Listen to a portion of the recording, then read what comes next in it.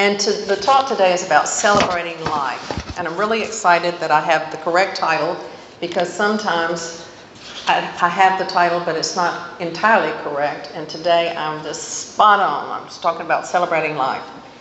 And as I see it, in terms of celebrating life, there are three ways that we celebrate life. One is we celebrate life through events. The next is that we celebrate life by doing what we like to do. And the third, we celebrate life by being present to an ongoing dance, the dance of life. What kind of events do we have to celebrate life? Birthdays. Anniversaries. Holidays like the July 4th. All holidays.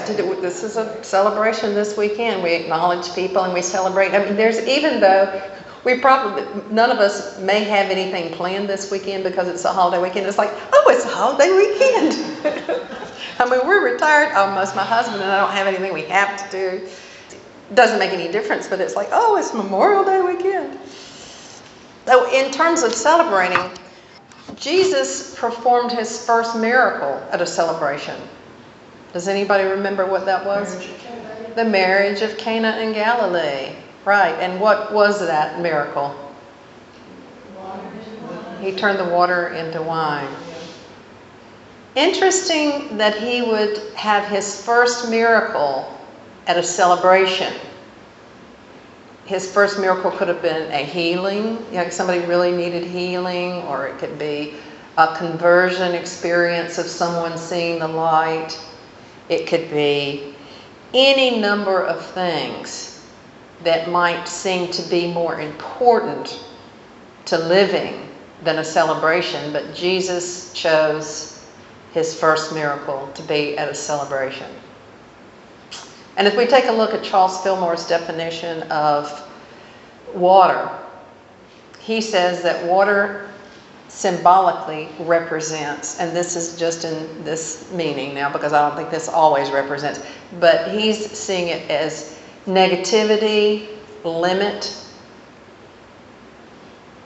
and he's seeing also wine as this vitality, this essence of life.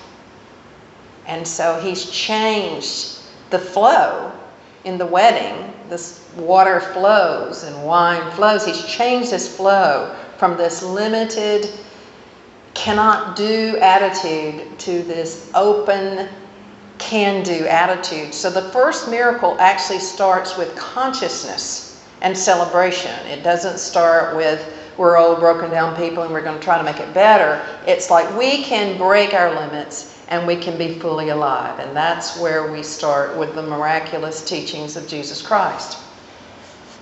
I'd like to talk about a couple of festivals that I've heard about this one. I was at what was that? It was a Congress for women, and we talked about women's issues and goddesses and all kinds of women's stuff. And this one woman came up from Mexico, and she told us about a celebration that occurred in her city. And this celebration was the linchpin that held everything together in the city. They had this celebration, and they had plays and music, and they had food, and they had wine. And all of the merchants in the city spent the year preparing for this festival. And they sold shoes, people would buy special shoes. Everybody in the whole village would buy new clothes for this festival. Even though if they were really poor and they only bought something once a year, it was for this festival. And they would prepare special cakes, and they had all kinds of events leading up to this festival. And without this festival, it was like the city would die. And each person in their city had a part of the festival. No one was left out. Everybody was a part of this whole festival. Now, the really sad part about this, that the woman was telling us, she said that there was a Walmart coming to town. And what Walmart would do was they would sell the things cheaper, and it would actually put everyone in the city out of business, and the festival would take on a whole different light. It does show the way that culture and celebration can feed itself together to create practicality in terms of sustainable living and making money, and mixing that with a celebratory attitude. Another festival that I went to, not by accident, but I didn't know that it was going to happen, backtrack a little bit, and that was that I had always wanted to go to the festival of Mahalakshmi in India. It's a 9-day festival. The first time that I was going to go, something happened and I didn't get to go. But years later, I went to India, and I had scheduled my trip for 10 days. And when I got there on the first day of this festival. And it was so great, because what they did in the festival is all the village people and the business people brought their books, because everybody was keeping accounting and ledger books at the time. And they brought their books and their possessions, their valuable possession, to Mahalakshmi, and they had them all blessed for the year. Everyone looks so forward to it, is like thinking about the luck that Mahalakshmi would bring you or bequeath to you. And it was just an amazing festival. And as we think about the holidays that we've had in our lives, if you look back when you were a child, I bet everyone has some memory of some holiday or some festival of some event during your life. Maybe the way that your family celebrated it, or the great food that they had, or sometimes the excitement of waking up for presents. But we all remember these festivals and celebrations of life, and they're instrumental in life. They're not frivolous. It's not like, hey, let's have a party and there's nothing to it. There's something going on a deep spiritual level of community and being joined when we have these events and celebrations and festivals. Even the joint aspect of singing happy birthday this morning to Mike has this celebratory nature that it lifts everyone's hearts up when we hear that. We respond at a deep level when we hear something like that. How many of you have had happy birthday sung to you? Probably everyone in the room. And even if it's only one person singing, doesn't it lift you up? Someone is celebrating your life in that song. And so the second aspect I'd like to talk about in terms of celebrating life is doing in life what we want to do. How many of you do what you want in your life? How many of you know what you like to do? And how many of you do what you like doing? So one of the ideas that keep us from doing that limits us from doing what we want to do, is the belief that we can't do what we want to do. I know it sounds ridiculous, but it'll be, no, I've got to do the dishes before I do this. Oh, I've got to do this report before I do this. We have this fantasy in our mind that we do what it is we want to do, but a lot of times there's an ongoing list in our head that never gets done, and we keep doing that and that and that and that and that, and we don't get what it is that we want to do done. And here's some of the ideas and limits that we set in this idea, I can't do what I want to do. I can't do what I want to do because I'm too old. I can't do what I want to do because of my health. I can't do what I want to do because I don't have enough time. I can't do what I want to do because I don't have enough money. I can't do what I want to do because my partner, my mother, my brother, my child, my culture would disapprove. Or, as I mentioned before, I can't do what I want to do because I've got to do something first. Sometimes our minds make sweeping generalizations that keep us tied to our limits. I can't do what I want to do. This idea follows me around. I have to really turn around and say, quiet. I'm going to do what I want to do. I'm going to do it now. And until I become aware of that, I wonder, it's like I'll go day after day and I'm just working, and then all of a sudden it's like, what? What's going on here? This is my life. If I'm not doing what I enjoy doing in my life, what am I doing? Well, I was talking to Rosemary as I first walked in, and I brought some of my artwork here, and she said, when in the world do you ever have time to do art? I do it 10 minutes at a time. My idea is that we can all take 10 minutes to do something. If we can't take 10 minutes during the day to do something that we love to do, then there's something wrong. I'll take 10 minutes to be in my garden, several 10-minute increments during the day to do these things. But in 10 minutes, that's enough of a break from maintenance of life to refresh us and nourish us, vitalize us, just 10 minutes. And sometimes we have ideas, well, I can't travel. If the thing you want to do is travel, I can't have an adventure, I can't travel. And I'm saying, regardless of whether you have enough money, maybe you can't travel exactly where you want to do, but the essence of what we want, we can have. One of the very best adventures I ever had was when I took a trip in the city that I lived in. I was living in Memphis, and I thought, I'm going to get up this morning and do exactly what I want to do all day long. And I'm going to listen to my guidance. I may stay home. I didn't know what I was going to do, but it was going to be an adventure because I was going to follow that intuitive urge all day long. And the first place I went was to a Whole Foods store, like Whole Foods-like store. And when I was there, this guy comes out and he says, oh my gosh, I can't believe you're here. He said, my mom's here and I just gave her a copy of your book and she's been reading it and she loves it. Come here, I want you to meet her. So I met her, and of course, how good did that feel for me? And that was nice too for the lady because she had been reading my book and enjoying it. We had some refreshments, and then I'm listening to my guidance. I felt this idea that I wanted to call a friend of mine. And so I called her home and I found out that she was in the hospital. And I was near the medical district, so I decided to go to the hospital. So I went to the hospital to see her. We had a long talk. She had cancer. A beautiful, amazing woman. And I talked very frankly with her about her life. And she said, I never realized that you understood about my life. You understand me and what I'm about. I didn't know that. That was the last time I ever saw her. She was an amazing, brilliant woman. She was a black Muslim. She was one of the most illuminated souls I've ever met. Just amazing woman. She did community service. She worked tirelessly to serve. And if I hadn't listened to my intuition, I wouldn't have seen her. And when I walked out of the hospital, I saw a homeless man, which normally I wouldn't stop and talk to a homeless person. I have talked to homeless people before, but I stopped and talked with this man at length. And I wanted to know, how did you get here?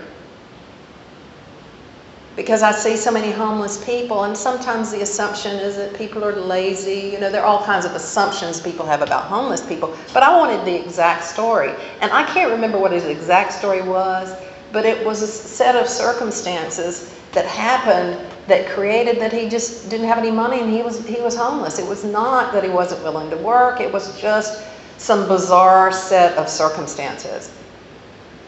And I talked and said, well, where do you sleep? Where do you go to the bathroom? How do you eat? What do you do? And he told me all the ins and outs. And do you feel scared? Is it dangerous? And he told me about his feet getting frostbitten. And I asked him, could I see his feet? And he took his shoes off. And I held his feet in my hands and I gave him energy, loving energy on my part. And he was so grateful. I think probably not, I don't know whether my energy work was so great or not, but just the idea that I would hold his feet really touched him. And that I would spend an hour. And I had some water and I gave him my bottle of water. And I think I gave him some money. But it was just as much a beloved or a sacred encounter for me as it was for him. And so that day, I remember as one of the greatest adventures of my life. And it wasn't traveling to India, it wasn't traveling to South America, but it was right in my own backyard. So I think that we can do the essence of what it is that we want to do, which is maybe go out and find something different that we're not used to. I mean, even a trip downtown is very different. Yesterday, my husband and I did a protest march.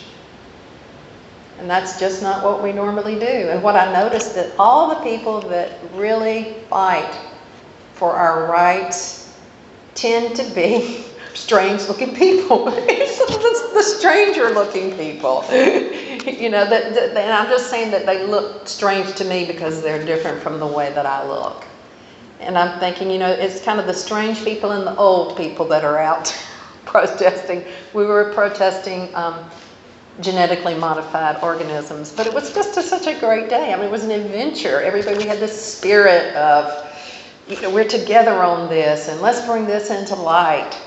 And we were celebrating, even though we were upset about stuff, we were celebrating life and trying to get people to see we need to celebrate life. This is killing life. And another aspect of doing it is the aspect that we must do it now. Or maybe we must do it now, but let's do it now.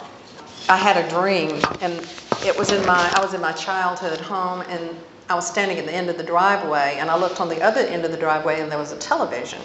And in this television, there was scene after scene, and there was words, and I was listening, and I recognized that I was hearing the wisdom of the ages. And I just bask in this knowledge and this information. It was beautiful. And I thought, what grace, what charity the universe has for me that I might get all of this information. And then I woke up in another dream. And I was talking to someone and I said, I just had the most amazing dream, but I can't remember anything except one thing. I couldn't remember the wisdom of the ages. That had gone past. But what I do remember was one thing. And that one thing was, do what you love and do it now. Do it now. Don't go through your life and not do the things that you love to do. You may not change the world.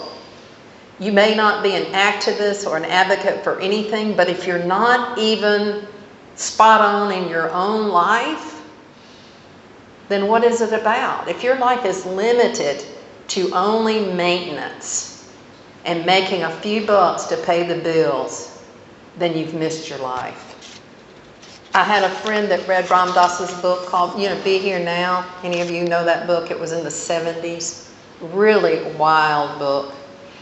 And because she read this book, Be Here Now, she decided to change her life entirely. She and her husband both. They sold their home and they moved to, not the wilderness, they moved to a rural area. And they had a little garden and they wanted the hippie kind of thing. This was in the 70s. And so they were doing that. And she got pregnant. She was 8 months pregnant. She had talked to me. We were on a trip together and she was telling me about their life and how wonderful it was. And about a month later, I heard this tragic story. She was in an accident. And she was okay, she thought. She went to the hospital. They told her she was fine. She came home. That night, her lungs filled up with water, and before they could get her to the hospital, both she and the child died. And I thought how fortunate it was in her life that she had read this book and she had decided to do exactly what she wanted to do in the way that she wanted to do. Life had called her from the grave and said, come on and live, celebrate. And that's what she was doing, because when I saw her, she was so happy and so fulfilled. Waiting has merits in terms of going and doing something and we're informed and we have the information that we need. But often waiting is self-denial and it's procrastination. One time when I was in meditation, I saw a hand that was reaching down, and it had a manila envelope, one of those formal envelopes, and it said on the front, you're invited. And I opened it up and the letters on the inside were, to your life. What part of this impossible thing that you can't do now is possible for you to do today? Be creative and do it. The third and final aspect of celebrating life is to be present to life itself. I asked several friends about what they thought celebrating life was about, and these are some of the answers I got. Be here in the present and appreciate what is now. And another one says, well, you have to have a good attitude. If you have a bad view or opinion of yourself, you won't want to celebrate life, because we see the world as we are, not as the world is. And I asked my husband, Jim, I said, well, what does celebrating life mean to you? And he reminded me of the song, which is Celebrate Life by EZosophy. And the line goes, when you celebrate life, it's all you want it to be. And I'd like to close with a couple of quotes on celebrating life and being present. The first one is from me, and it's, there's not a how-to do this, to celebrate life. It's more like a subtraction of beliefs, a subtraction of judgments, and being acutely present without mental interference. And by Eckhart Tolle, and I love this quote, when you know who you truly are, there is an abiding, alive sense of peace. Abiding, alive sense of peace. You could call it joy, because that's what joy is. Listen to this definition of joy: vibrantly alive peace. It is the joy of knowing yourself as the very essence of life before life takes form. This is the joy of being who you truly are. So it's your life, and you're invited. It's time to jump into your life and celebrate. So be it.